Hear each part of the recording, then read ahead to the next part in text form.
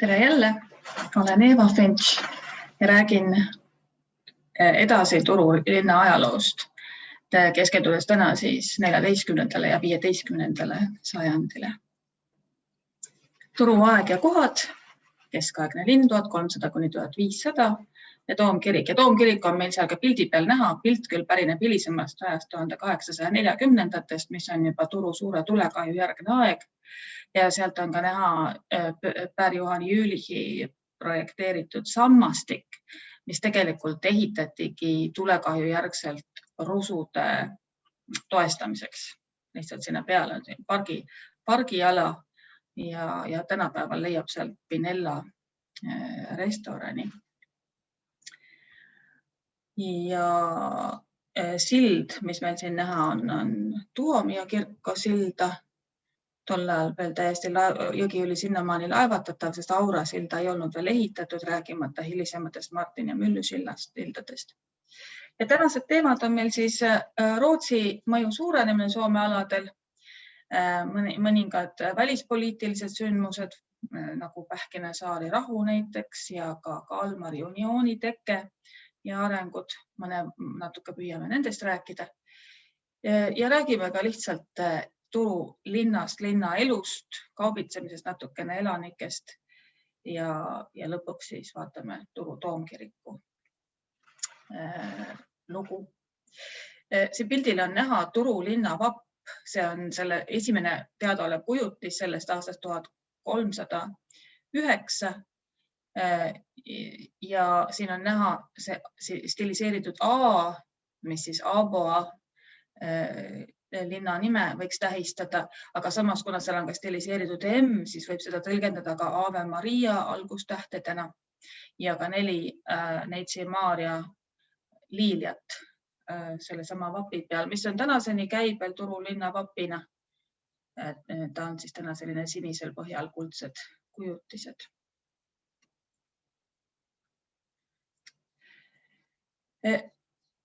Turu linn sai oma linnaõigused tõenäoliselt juba 13. sajandi lõpus.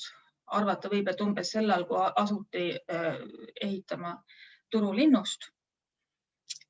Ja või siis olla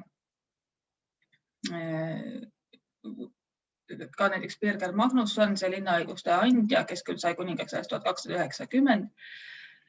Ja Õnsa-Maarja Toomkirik õnnistati sisse 1300. aastal. 1300. aasta 17. juunil täpsemalt toimus kiriku õnnistamine Neitsi Maarja nimesse ja sellele järgneval päeval 18. juunil siis siirdati Püha Henriku säilmed Nousiaineni kirikust Turu Toomkirikusse ja paigutati pidulikult peaaltarisse. Seda siis nimetatakse Püha Henriku translatsiooniks ja sellest peale hakati ka Püha Henriku päeva tähistama 18. juunil lisaks juba olemasolevale 20. jaanuari Henriku päevale. Ja see on siis Henriku surmapäev. Ja nendel aegadel peeti siis ka Turu linnas lisaks jumalateenistustele ka laata. Nii et talvise laada nimi oli Talviheiki ja suvise laada nimi Keseheiki. Sõdu ja rüüsteretki tol ajal oli päris ohtrasti ja üks neist aastal 1318 oli siis novgorodlaste rüüsteretk Turusse. Novgorodlased põletasid maha nii Turu Toomkiriku kui ka seda ümbritseva väikese linnakese. Turu linnus jäi küll rootslaste kätte alles, seda novgorodlased üle võtta ei suutnud ja ehitati hävitustöö järel ka uuesti üles nii linn kui ka kirik, kuigi kirik võttis rohkem aega kui teised kohad. Arvata võib, et Toomkirik võeti uuesti kasutusele Koroinenis, seal oli ta endiselt alles ja alles piiskop Hemmingi ajal, kes oli siis 1338 kuni 1366 piiskopi toolil, avati toomkirik uuesti. Ja ilmselt oli juba siis ka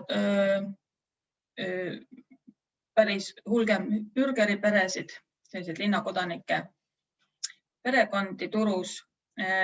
2 nime on sellesama 1318. aasta rünnaku ajast teada. Need olid siis, tundub, et saksa nimed Hartmann ja Gottschalk. Ja üldse oli sakslaste mõju üsnagi märkimisväärne 14. sajandil. Ja Turu linna võib pidada ka sakslaste kaubandusrände nii-öelda kõige põhjapoolsemaks punktiks. Põhjapool rohkem selliseid suuremaid sakslaste kogukondi teada ei ole. Nende Turu sakslaste juured olid Põhja-Saksamaal, Westfaalis, Thüringis, Saksimaal, Mecklenburgis. Ja arvata võib, et umbes pooled Turu linnakodanikes võisid 14. sajandil olla saksa päritolu. Nad sakslased tundub, et kohaliku elanikkonnaga väga ei segunenud, elasid rohkem oma seltskonnas. Ja see pilt siin on, leidsin Birger Magnussonist, kuningast, kes oli siis sajandi vahetuse kuningas, Rootsi kuningas. Turu linnus oli maa juhtimiskeskus ja maksukogumise keskus, selline kindlustatud punkt. Sinna saabub 1315. aastal Rootsist Lüder de Küre linnuse pealikuks ladinakeelse uhke nimega Advocatus Noster Finlandia. Ja tema põhiline ülesanne oligi siis maksude kogumine maakonnast. Aga Turu oli ka õiguslik keskus, siit juba 14. sajandil mõisteti linnuses kohut siin Idamaal ja Österlandis, nagu oli jutt. Ja esimene maakohus loodi Turus 1407. aastal. Ja selline huvitav faktikene veel, et 1435. aastal jagati maa Lõuna- ja Põhja-Soome kohtupiirkondadeks ja nende piirkondade piir kulges mööda Aure jõge.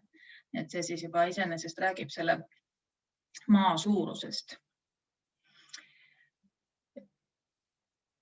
13. sajandi 20. oli Rootsi riigipeaks regent, kuna kuningas Magnus Eriksson oli alaealine, siis tema eest valitses Mats Kettilmundsson, kes saabus uhke õukonnaga Turu linnusesse. Viibis siin mitu aastat järjest, 1324–26 ja on teada, et tema saatjaskonda kuulusid teiste seas 5 preestrit, 2 kokka, habemeaja ja müntmeister, müürsepi teenijärahvast ning ka jahikullide treenija ehk siis falconeer. Nii et õukond missugune, keda lõbustati pillimängu ja laulu ja kulli jahiga. Pildi pealt on näha kõige varasem linnuse järg, Kastelllinnus juba 13. sajandist, selline põhimõtteliselt ringmüür, ristkülikukujuline, millel on kindlustustornid otstes. Ja ida-lääne suunaline, ida-lääne tornid. Kui seal suurem sõjavägi peatus, siis nad lõid oma laagri üles linnuse õues. Et seal selliseid magamisruume kui selliseid kuigi võrd ei olnud, aga siis juba 14. sajandil ehitati linnus lossilaadsemaks. Et siit on näha need 14. sajandi ehitusjärgud, aga linnusele me keskendume ka järgmisel korral natukene põhjalikumalt. 14. sajandi poliitilistest arengutest peaks mainima Novgorodiga sõlmitud Pähkinesaari rahu 1323. aastast. Venemaaga, mitte Venemaaga, Novgorodiga oli tollal pidevalt selliseid piiritülisid ja maade jagamist ja otsustati siis selgeks teha ja selgeks rääkida, kust see piir läheb. Tegelikkuses küll oli see piir selgeks räägitud ainult piiri lõuna otsas, seal Karjala kannasel. Ja edasi ta läks kuidagi nüüd, ütleme, mõtteliselt kuskile sinna kanti, kus on praegu Raahe linn Põhjalahe ääres. Maastikule seda piiri kunagi ei märgitud, nii et loomulikult seda piiri siis ka nii-öelda rikuti. Ja kuna seal ei olnud ka väga palju asustust, sabolased hakkasid aina rohkem nihkuma siis piirist ida poole, millest tuli 15. sajandil ka suuremat pahandust venelastega õiendamist. Aga jah, niimoodi see piir nagu mõtteliselt kulges ja oli, võiks ütelda siis märkimisväärne veelahe idapoolse ja läänepoolse kultuuri vahel, et siin oli ju idakirik ja läänekirik erinevad asjad, aga ka keeleliselt ja valitsuslikult ja selline oluline piir. Kuningas Magnus Eerikson, kuna ta oli lapsena juba kuningaks saanud, tema valitsusaeg kujunes ebatavaliselt pikaks tolle aja kohta. 1319 kuni 1364 oli tema troonil ja 1347. aastal külastas ta ka esmakordselt Turut koos oma Belgiast pärit, tänapäeva Belgia alalt, abikaasa Blanche'iga, keda ka Blankaks on kutsutud siinpool. Ja sellest ajast, nende visiidist on saanud nime ka Turu saarestiku kuldkruuna, kuna kuninganna oli nii vaimustatud olnud saarestiku ilust, et ta oli võtnud oma kuldse krooni ja heitnud selle tänutäheks merelainetesse, selle looduse ilu eest.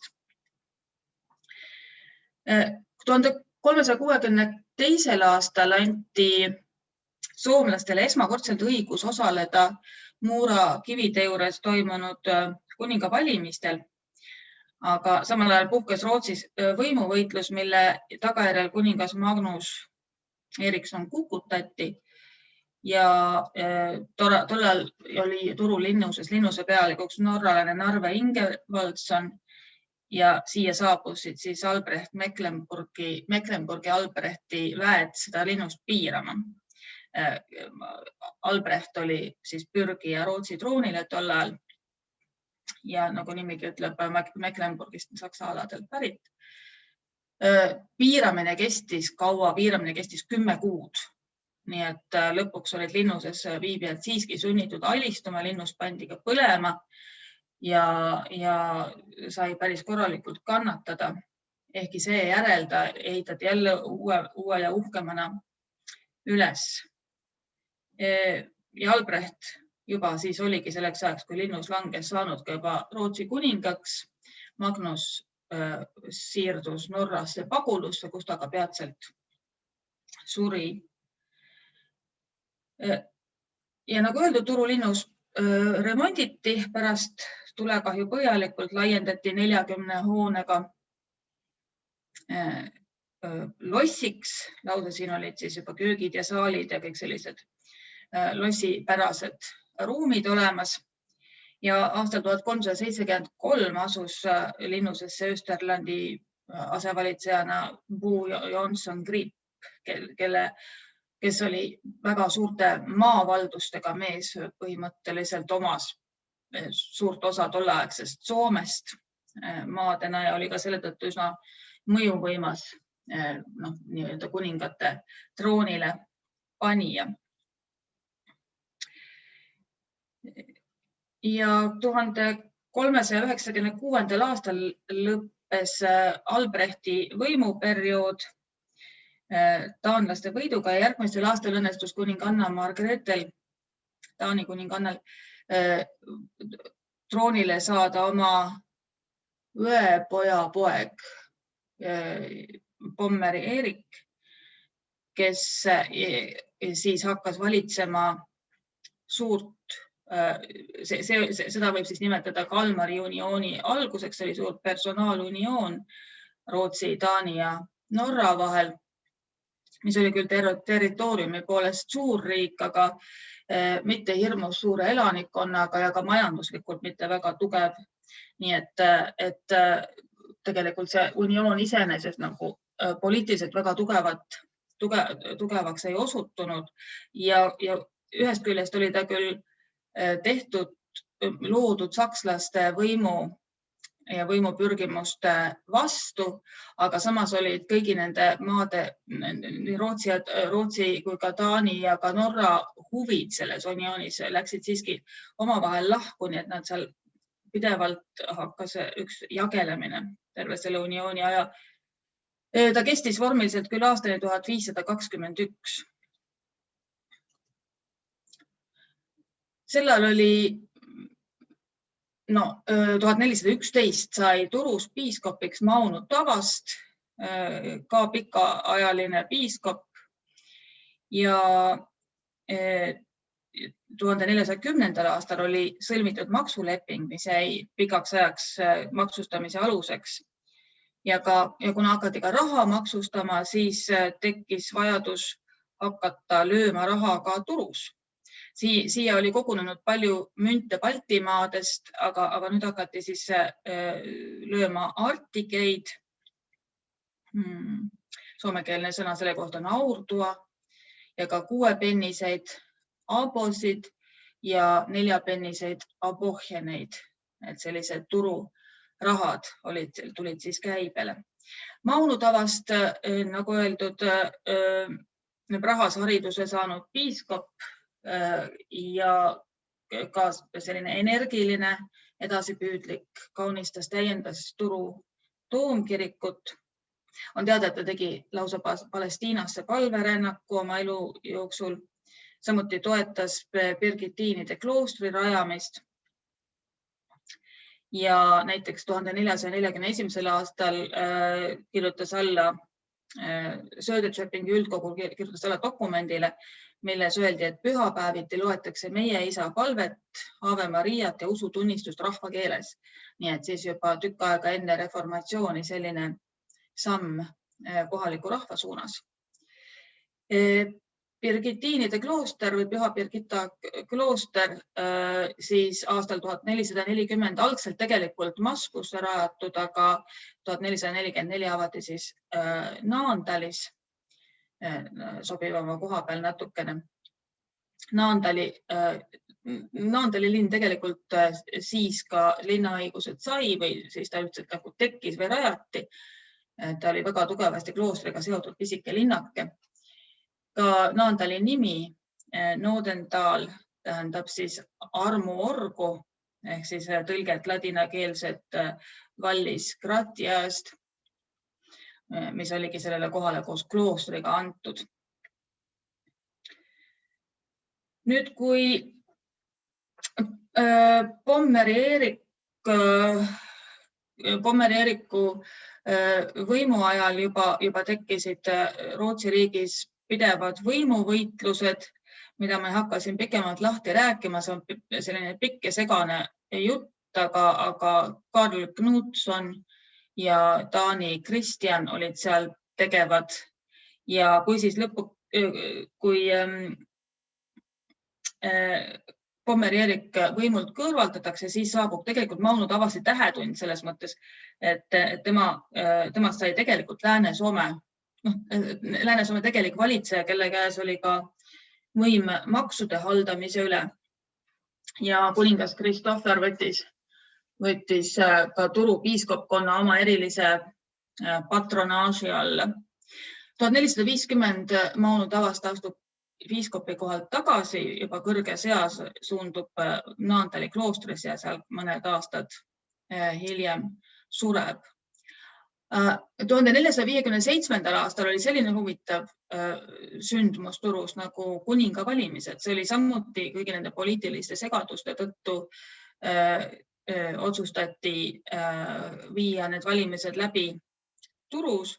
Erik Axelsson sõitis oma väeüksusega siia kohale ja siin need siis läbi viidi. Kohal viibivad riiginõunikud ja Turu toomkapiitli ja Soome rälssi ehk maksuvaba adelkonna esindajad siis nendel valimistel osalesid ja kuningas Christian, Taani Christian valiti koosolekul siis kuningaks. Aga need kohe järgmisel kümnendil läheb võimuvõitlus Christiani ja Karl Knutsoni vahel uuesti lahti ja Ja kui Karl 1470. aastal sureb, siis saab Rootsi regendiks või tegelikult Rootsi riigipeaks Sten Sture. See oli Karl Knutsoni õepoeg, kui ma ei eksi. Tema valitsemise ajal, vähemalt esimesel kümnendil, on natuke aega rahu ja isegi suhteline õitseng.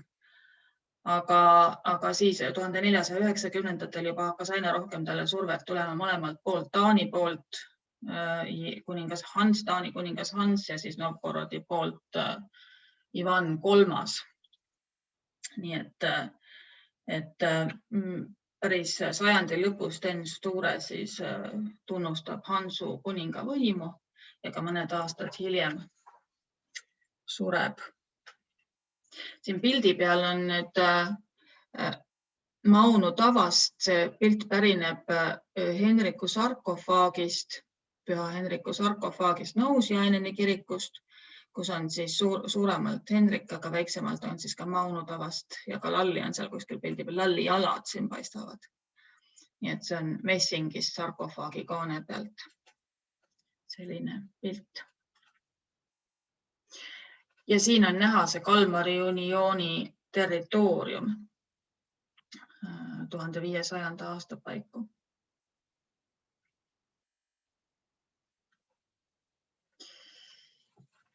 Aga tagasi Turu linna juurde. Turu Toomkiriku ümbrus hakkas koonduma kõikvõimalikke tegevusi ja üks nendest päris märkimisväärne asutus oli dominiiklaste klooster, Püha Olavi dominiiklaste klooster, mis rajati juba 13. sajandil. Algne asukoht ei ole teada, aga hilisem, alates 14. sajandist oli ta Kaskenmäe nõlval. Ma näitan teile kohe ka seda kohta. Ma tegin siit mõned päevad tagasi foto.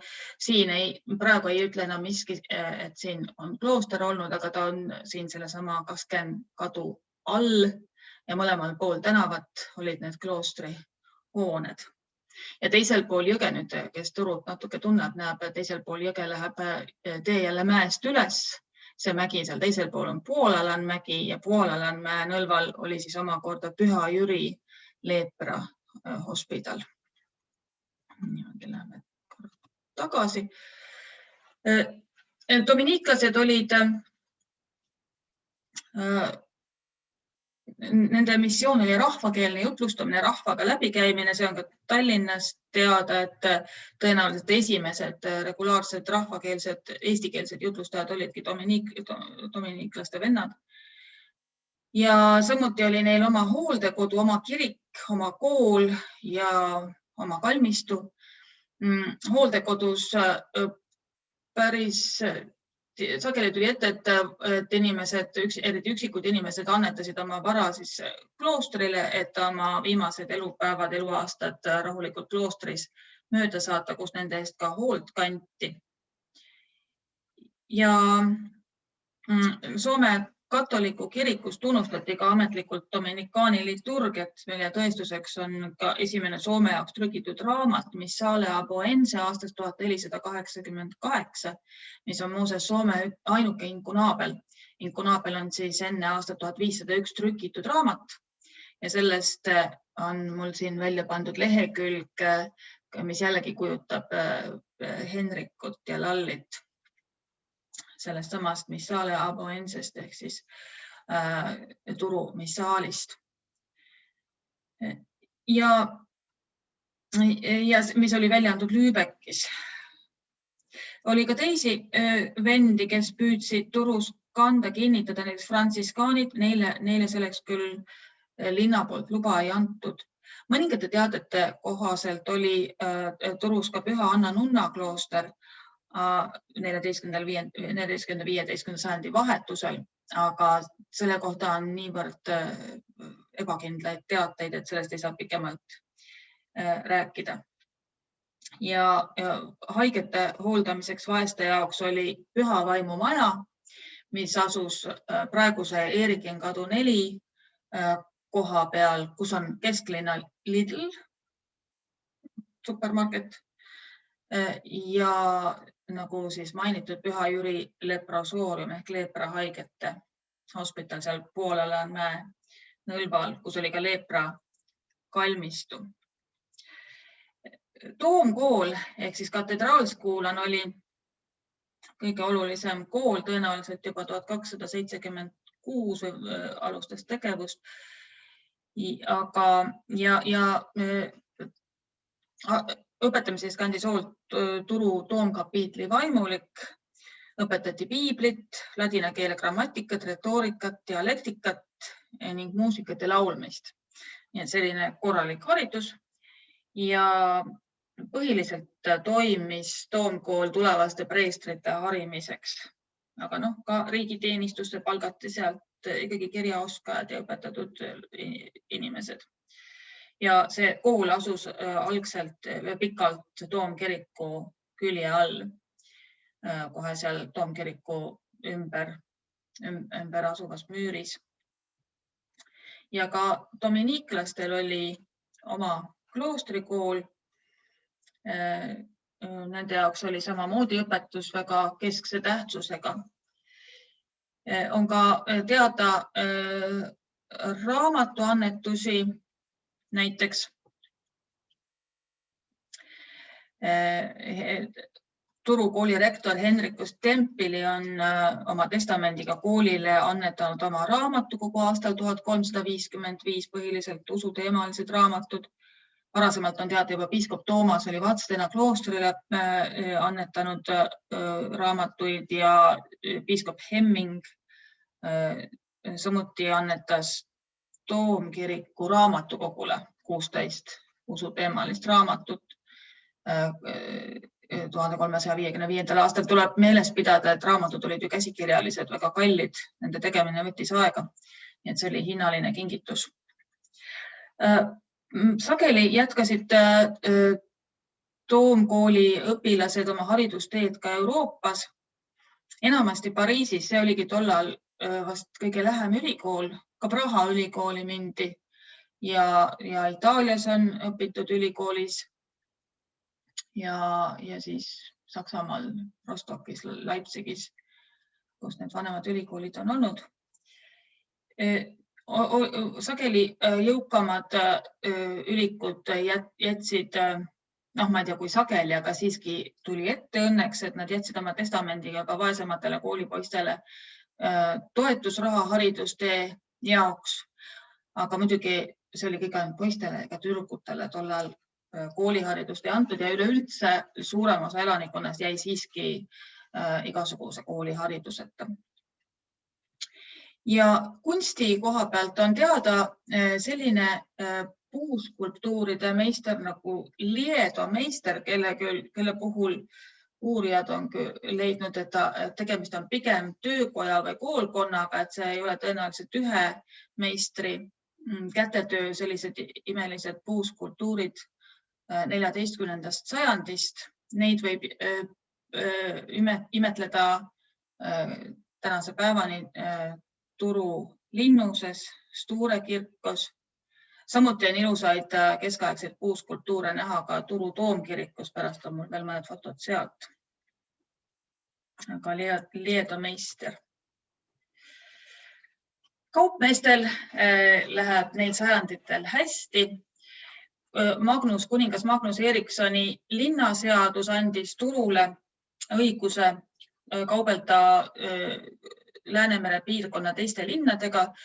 Rootsi riigis oli ainult Stockholmil veel selline õigus olemas.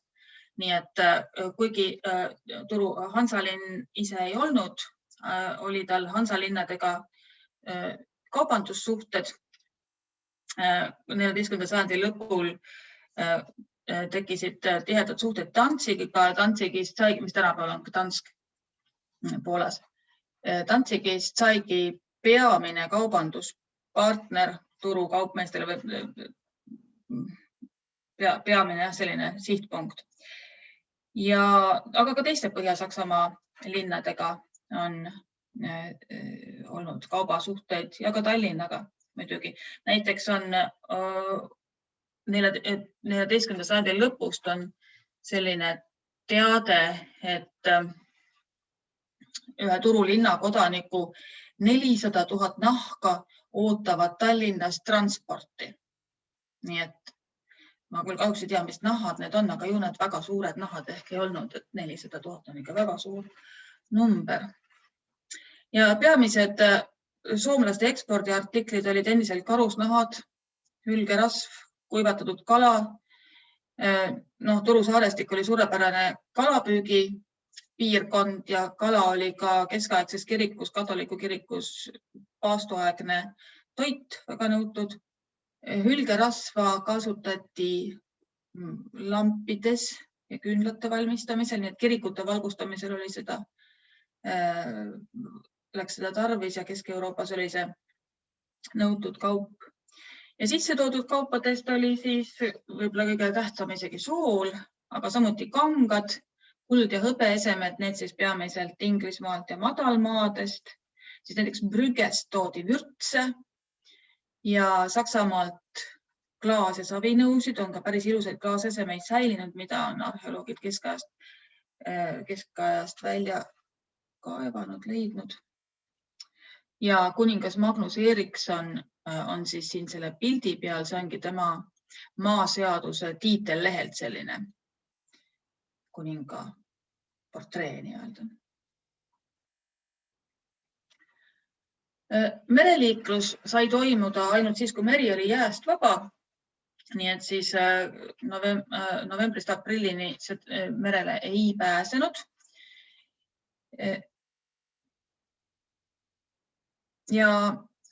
Aga kuna see mereliiklus siiski toimus, siis see väike linn, Turulinn oli päris, siin võis kuulda päris paljusid keeli, nii et kindlasti soome ja rootsi keele, erinevaid murdeid, saksa keelt, eesti keelt, tõenäoliselt mõnevõrra flaami keelt, mõnevõrra vene keelt ja siis vaimulike suust ka kindlasti ladina keelt, nii et selline päris mitmerahvuseline seltskond ja mitmekultuuriline. Need 2 laata, millest olid enne juttu, olid Turu majanduse seisukohalt väga tähtsad, eriti talviheiki oli oluline selles mõttes, et see pakkus talupoegadele ka paremat juurdepääsu, reeteega oli lihtsam tulla kohale ja samuti oli talvel ju põllutöödest vahe sees.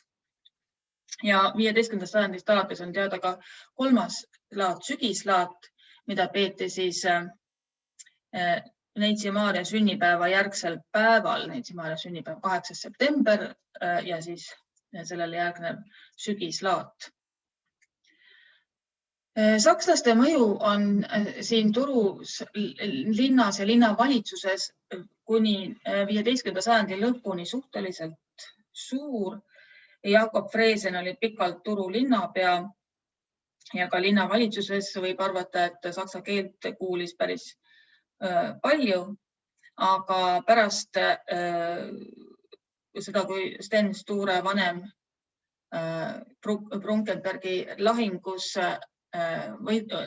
Taani üle võidu saavutab,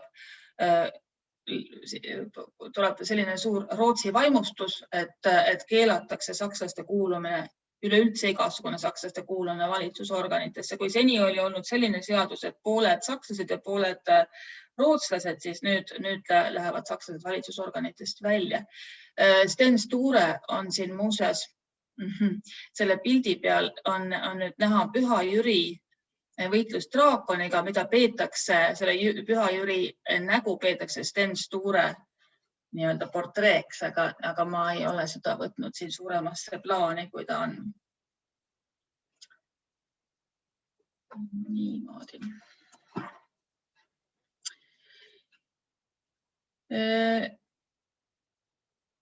Jaa. Ja räägimegi siis lihtsalt natukene toomkirikust endast. Juba paneme järgmise pildi 1286. aastal, kus ma nüüd panin, jah, 1286. aastal hiljemalt oli siis tõenäoliselt piiskop Johannes oli otsustanud tuua toomkiriku Koroinenist Unikangare. Unikangare on see väike küngas, mille peal toomkirik asub tänase päevani. Tõenäoliselt juba selle künka nimi vihjab sellele, et see võis olla vana matmispaik ja ka võib-olla püha hiiepaik, nagu sageli kirikud on sellistele kohtadele ka ehitatud. Ja esialgne kirik tõenäoliselt puidust, kui te nüüd vaatate selle vasakpoolse pildi pealt, on näha tänapäeva kiriku sees kõige varasem kivikirik. Aga selle puidust kiriku kohta ei ole meil mitte mingisuguseid teateid, me võime ainult oletada, missugune ta võis olla.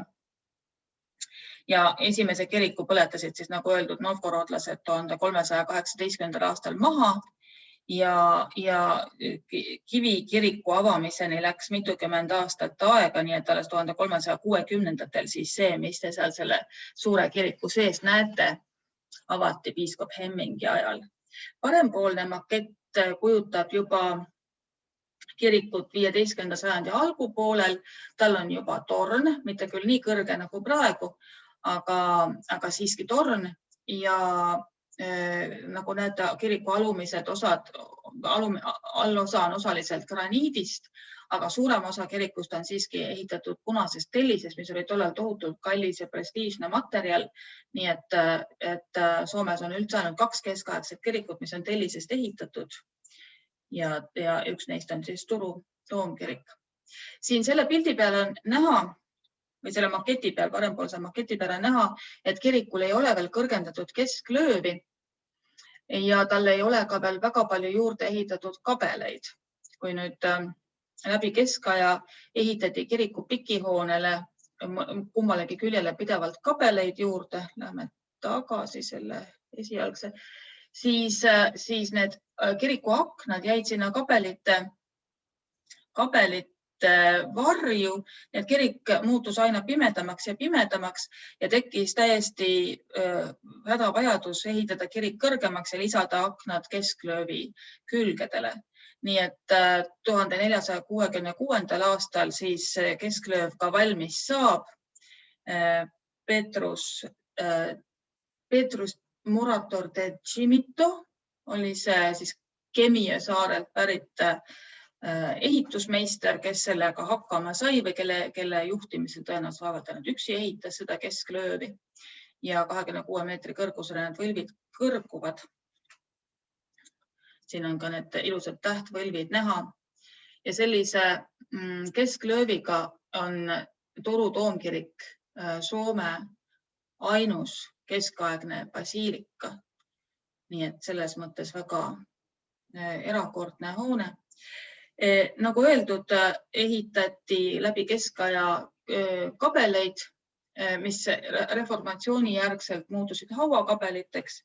Nii et Turu toomkirikusse on maetud siis kõigi nende mainitud uhkete aadliperekondade esindajaid. Tottide perekonnad, Hornide perekond, Kurkide perekond, Tavastite pered, Stoolhandked. Nii et ja loomulikult maeti kiriku põranda alla, nii et kiriku põranda all puhkab siia tänase päevani umbes 4500 kadunukest.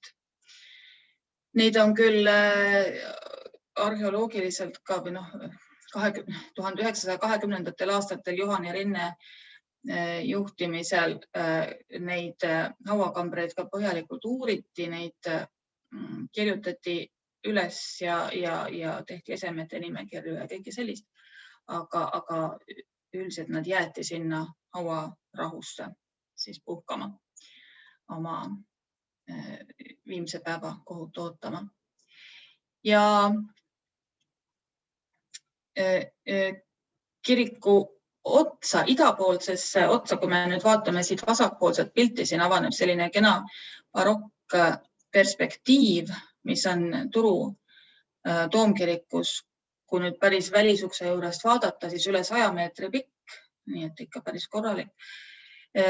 Sinna ehitati 15. sajandil ka kõigi pühakute kabel, kõigi pühakute koor, mis on siin näha parempoolne selline ümar või mitmetahuline nagu torni moodi moodustis. Ja selles kooris on Fredrik Westini altarimaal, aga seintel on ka Robert Wilhelm Ekmani ja ka laes võlvide peal on Ekmani freskod. Neist 2 suuremat on siis kujutavad Püha Henrikut ja teine siis Mikael Agrikolat Gustav Vasale piiblit ulatamas. Ja selline peaaltar siirdati siis 17. sajandil sinna kõigi pühakute koori, kus on ta siis kuni tänase päevani. Kirik on päris palju kordi põlenud, nii et suuri põlenguid on olnud peaaegu igal sajandil. Õnneks mitte 20. sajandil, kui Turut teise maailmasõja ajal pommitati, siis sai Turu toomkirik küll väga vähe pihta. Mõned aknad purunesid. Aga viimane suur tulekahju oli siis see 1827. aasta oma, aga see ei ole suugi ainus selline suur hävitav tulekahju olnud, nii et kiriku tornikiivrit on mitmel korral uuendatud. Üldiselt on kirikut alati natukene suuremaks ehitatud. Ja praegusel hetkel see torn ulatub kiriku jalamilt umbes 85 meetri kõrgusele, aga merepinnast üle 100 meetri. Vist 101 meetrit merepinnast või midagi niisugust, nii et täitsa korralik kirikutorn. Ja kirikust väljaspool on siis olnud, nagu öeldud, kirikusse maeti. Kirikusse matmine küll lõpetati 18. sajandi lõpul ja jätkati matmist kirikaeda, aga see kirikaed oli selleks ajaks ka täiesti täis maetud. Nii et 1805. aastal siis avati Turu uus kalmistu, mis on tänase päevani kasutusel Vasaramäel. Ja kui nüüd vaadata selle pildi pealt, siin on näha, et kirikut ümbritseb selline kettaed. See on samuti 19. sajandi keskpaigast pärit, mil lammutati ära kirikut ümbritsev suur 3,5 meetri kõrgune müür. See oli selline kapitaalne keskaegne kirikumüür koos hoonetega. Nagu mainitud, oli ka toomkool ja esimene Turu akadeemia olid selle kirikumüüri sees. Aga nüüd seda seal enam ei ole. Kiriku idapoolses otsas leiab Henrik Gabriel Portani hauamonumendi ja ka Soome kodusõja kangelasmonumendi. Ja kiriku lõunaküljel seisab Oskar Jauhiaise tehtud Mikael Agrikola skulptuur. Mikael Agrikola oli kõigepealt Turu toomkiriku kirjutaja 16. sajandil, siis ta sai Turu toomkooli rektoriks ja siis pärast seda juba oli ta Turu piiskop kuni oma elu lõpuni. Aga temast räägime järgmisel korral natukene pikemalt. Niisugune. Vaatame. Siin on ka mõned skulptuurid, siis, mida on näha Toomkiriku muuseumis. Toomkiriku muuseum on lõunapoolse koori või külglöövi peal, koori pealsel, selline ilus galerii, kus näeb ka kirikusaali väga kenasti. Ja kena väike muuseum, soovitan väga külastada, kes sinna praegusel hetkel ligi pääseb ja leiab sealt just neid keskaegseid puitskultuure, mis on minu meelest väga, väga ägedad, aga sealt leiab ka vanu tekstiile ja kõike muud huvitavat, nii et soovitan soojalt. Siin on Kristus hauas. Ja veel paari sõnaga siis linnaelust, keskaegse linnaelust. Turus oli keskajal kindlasti mitte üle 2000 elaniku, aga sellest hoolimata oli ta Rootsi riigis oluline linn. Nagu küll öeldud, mitte hansalinn, aga sellegipoolest oluline kaubanduslikus mõttes. Linn oli tihedalt ehitatud puidust. Nii et tulekahju oli seal üsna tavaline asi. Ja neid tulekahjusid seal ka ilmast ilma oli. Haigusi olid keskajal loomulikult, katku kardeti väga. Õnneks küll see esimene suur katkulaine 14. sajandi keskpaigas paistab olevat turust mööda läinud, aga haigusi oli muidki peale katku. Loomi peeti kõiki neid, keda me endiselt tänapäevalgi peame koduloomadena, veiseid, sigu, lambaid ja neid peeti päris linna sees, kuigi linna ümber karjamaadel käidi neid siis karjatamas. Palju on neid loomade luid ka leitud arheoloogide poolt. Hobuste luid vähem, sest hobuste söömise keelas kirik ära. Ja muidugi koeri kasse liikus ka linna tänavatel ringi. Jäätmed visati sageli Aura jõkke, aga samuti oli praeguse Hämendkadu ja Vähe-Hämendkadu vahel. Sellel alal oli selline veekogu nagu Mädejärvi, võiks nagu tõlkida eesti keele Roisujärveks. See ei olnudki õige järv, ta oli madal ja soostunud selline tiik või kuidas seda nimetada.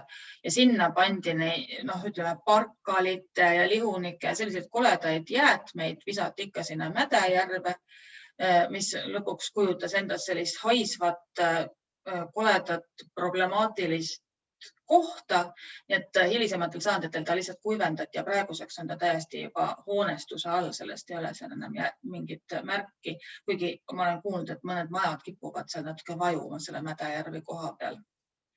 Ja Rootsi poolt tulid Soome kõikvõimalikud uuendused ja uudisasjad ja samamoodi ka nendega seotud sõnavara. Ja esimene vesiveski on teada Halistenkoski juurest juba 1352. aastast ja esimene tuulik on mainitud 1463. Mina tänan teid kuulamast ja loodan, et olete 2 nädala pärast juba tagasi uudistamas, mis juhtub järgmisel sajandil. Aitäh teile!